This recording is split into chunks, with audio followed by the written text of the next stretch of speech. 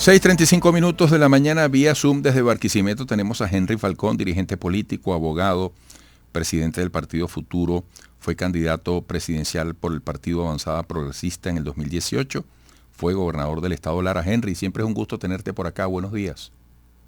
Buen día, Eduardo, un gran abrazo, muchas gracias por todo. Henry, ¿tú eres ya precandidato? ¿Estás participando rumbo a las primarias? No, vale, tú sabes que nosotros le estamos dando, por supuesto, todo el respaldo a la iniciativa democrática de las primarias en aras de construir una alternativa unitaria que en el nombre de Dios pueda participar con grandes posibilidades de éxito en el nuevo proceso electoral, en el marco de un propósito común que nos anima a quienes hoy queremos un cambio político en nuestro país, a los fines de poder lograr pues, que el país se enrumbe en una senda de transformación económica, de equilibrio social, muy distinto a lo que estamos viviendo. Y ello, pues, repito, nos anima en un propósito común. El propósito es generar ese cambio, ¿no? De manera que acompañamos, respaldamos, recogemos con beneplácito que factores políticos y no políticos se vengan sumando a este esquema democrático que ha planteado la Comisión de Primaria, y nosotros estamos allí. Queremos tener las mejores relaciones y además en su momento, bueno, nuestro movimiento futuro decidirá cuál es el precandidato que vamos a acompañar. Y vamos a la calle y Dios mediante, cuando se construye esa alternativa unitaria, vamos a acompañar al pueblo de Venezuela, que seguro estoy se va a expresar en ese proceso para generar ese cambio de manera pacífica, democrática, electoral y constitucional. Fíjate, Henry, que esto es tan interesante y complejo que Futuro puede tener, por decirte los escenarios, una precandidatura propia o decidir, como has dicho tú, en el camino qué precandidato apoyar, o sencillamente decir desde ahora. Esto aplica para cualquier organización, decir desde ahora, mira, apoyaremos al que resulte ganador. Fíjate tú qué complejo es esto. Ahora, tú hablas de un propósito que te anima, que les anima, y ese propósito es un cambio político. Y es interesante, si me voy a lo estricto del término, porque tú no dices un cambio de gobierno. ¿Qué debe incluir un cambio político? Porque pareciera que estamos en una hora menguada de la política venezolana. Urge rescatar la confianza. Es decir, el ciudadano no se conforma con que lo llames a votar en contra de o sencillamente con cambiar de gobierno. Tiene que haber una propuesta, tiene que haber una responsabilidad. ¿Hacia dónde debe apuntar ese cambio político? Mira, Eduardo, nosotros siempre hemos sostenido, siempre, y ayer, antier, lo acuñaba muy bien el doctor Casal, el voto como instrumento de cambio democrático para la paz, la soberanía y la libertad. Ello es fundamental para ese cambio político, y el cambio político fundamentalmente es eso, el cambio de gobierno. O sea, es necesario desplazar a este gobierno. Nosotros siempre hemos participado de ese cambio necesario en el marco de la Constitución de manera pacífica. No abordamos las salidas por la fuerza. Creo que ahí, en mi opinión, con respeto a quienes han planteado esa estrategia, bueno, en mi opinión creo que es equivocada. Ahora, la salida política es el único camino que nos puede permitir de verdad desarrollar un programa de recuperación económica en el país a los fines de poder incidir en mejores equilibrios sociales, en resolver los problemas de la gente, los problemas del salario, los problemas de los servicios, especialmente el problema del sistema de salud pública, los problemas de la economía, la hiperinflación, etcétera, el problema del agua, etcétera, todo eso. Ahora, ¿por qué por la política? Porque todo pasa por la solución política, la solución económica, la solución social, y de allí la necesidad de lo que planteamos hace mucho tiempo. Por eso la salida para poder generar un país en condiciones de estabilidad, de gobernabilidad, la salida tiene que ser democrática, en el marco de la Constitución y pacífica, electoral especialmente.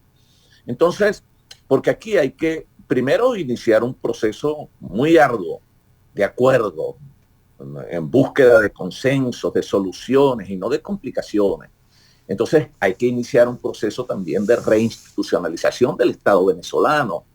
Eso que tú has expresado, la falta de confianza. Hoy la falta de confianza es casi que generalizada en los partidos, en sus líderes, en las instituciones. Todo se ha venido abajo. Hay que reconstruir el país. Y reconstruir el país implica el concurso de todos sin excepción, sin excepción. Por eso digo, la salida no es plantearla de manera que ello pueda generar una perturbación en la reconstrucción de esas instituciones. Allí prevalecerá, en el nombre de Dios, mucho esos consensos, la concertación, etcétera, para poder también, en el marco de la economía, bueno, también ir revisando todo esto que tiene que ver con el problema de la economía, repito, el problema de los salarios, la dolarización, todo esto es fundamental para todos nosotros. Hablas de la necesidad de ir a un proceso de acuerdos y reinstitucionalización. ¿Cómo te imaginas tú una transición? ¿Qué debería incluir para quienes aspiren a un cambio político que incluya un cambio de gobierno? Por eso es que fíjate, cuando tú hablas de transición, yo estoy convencido que el nuevo gobierno debe ser un gobierno de corte transicional, y así lo planteamos por allá en el 2018. Por eso es que quienes difieren de nosotros en torno a nuestra participación en el 2018, eso siempre fortaleciendo el voto, que es el único instrumento que nos da la Constitución para ese cambio político.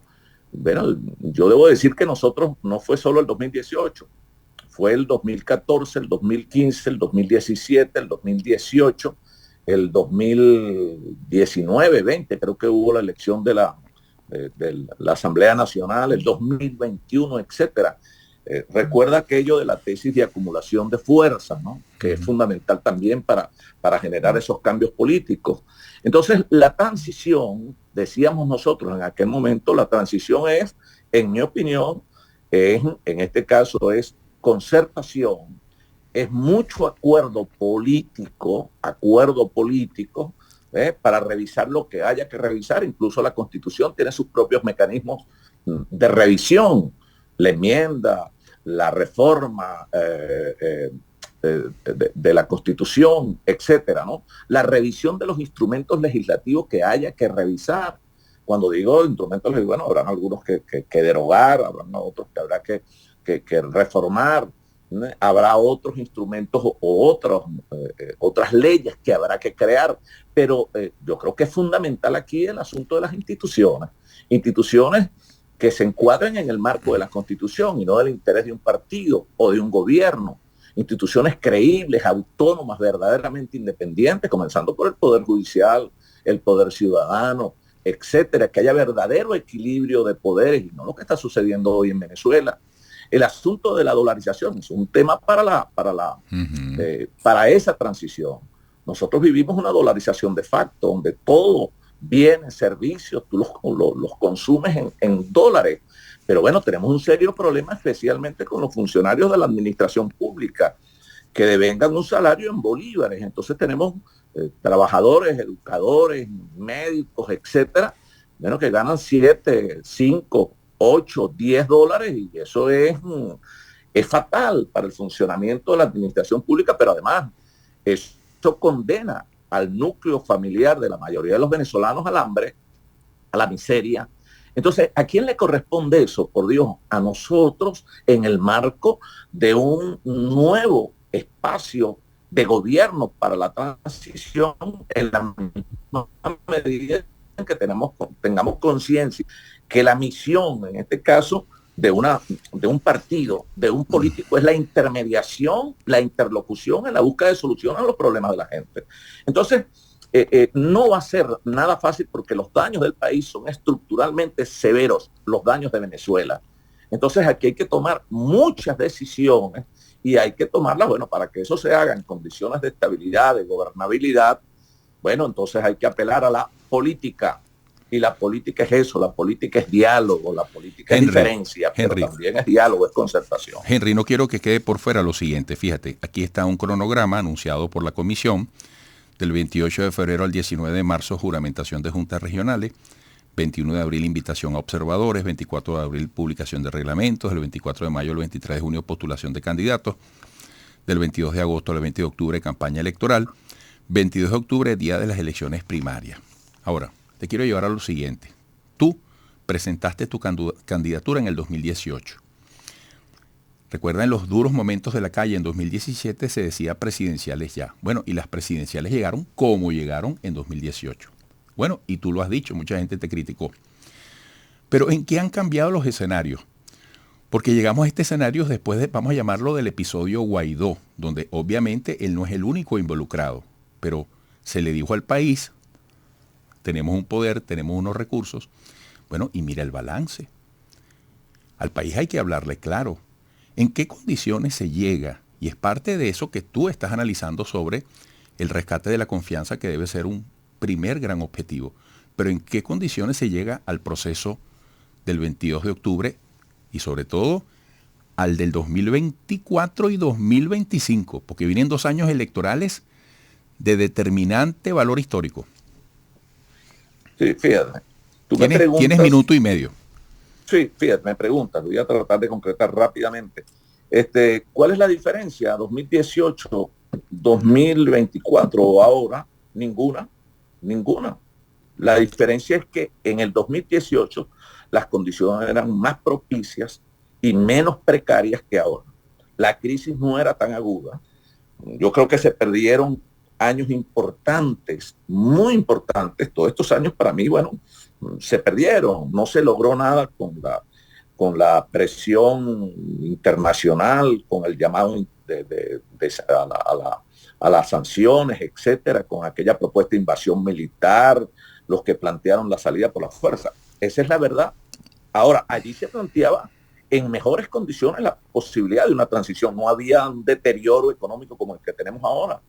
No había esa brecha social tan marcada como ahora, de 80-20, 80 que no comen, que no tienen acceso a la salud, y 20 que sí lo tienen y tienen acceso a bodegones, a viajes, a fiestas, a playas, etcétera. Esa es la verdad de hoy. Ahora, en esto, como no se trata tampoco de sacar facturas ni comulgar en los errores, yo creo que eso fue parte del pasado. Yo creo que ahora se trata de esto, ¿eh? Por eso este momento especial de la política demanda mucha transparencia, mucha verdad y mucha humildad. Humildad en esto también del desprendimiento. Por eso nosotros no tenemos ningún complejo. O sea, aquí no puede habilitarse complejo, porque mis hijos y mis nietos padecen lo que los hijos y los nietos de la gran mayoría de los venezolanos están padeciendo en este país, y de todos nuestros hermanos que han tenido que emigrar producto pues de que no tienen en este país oportunidades para poder salir adelante. Entonces nos corresponde a nosotros, bueno, tener esa visión de amplitud, también de desprendimiento, en el nombre de Dios, para avanzar hacia un futuro mejor. Henry, como siempre es un gusto. Espero que pronto nos visites en estudio, por aquí siempre de puertas abiertas, y mucho éxito. Gracias, Eduardo. Un gran abrazo y saludos a toda Venezuela. Feliz día. Henry Falcón, dirigente político, abogado, presidente del Partido Futuro, fue candidato presidencial por el Partido Avanzada Progresista en 2018, fue gobernador de Lara. Volveremos.